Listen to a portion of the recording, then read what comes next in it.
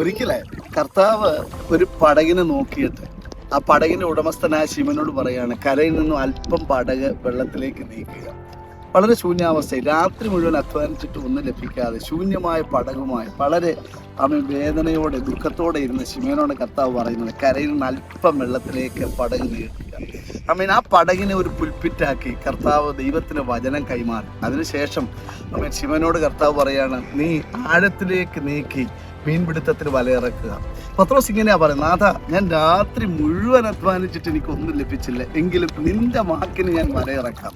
താനങ്ങനെ ചെയ്തപ്പോൾ നമ്മൾ ബൈബിളിൽ വായിക്കുന്നത്, പെരുത്ത മീൻകൂട്ടം, പടക് ഓവർഫ്ലോ ചെയ്യത്തക്ക നിലയിൽ, നിറഞ്ഞ് കവിയത്തക്ക നിലയിൽ പെരുത്ത മീൻകൂട്ടം തൻ്റെ പടകിൽ ലഭിക്കുവാനിടയായി. എന്നെ കേൾക്കുന്ന ദൈവമക്കളെ, കർത്താവിൻ്റെ ശബ്ദം നിങ്ങൾ അനുസരിക്കുവാൻ തയ്യാറായാൽ ഇന്ന് വരെ ലഭിക്കാത്ത ദൈവിക കരുതലുകൾ, നന്മകൾ നിങ്ങളുടെ പടകിൽ നൽകി നിങ്ങളെ അനുഗ്രഹിപ്പാൻ ദൈവം വിശ്വസ്തനാണ്.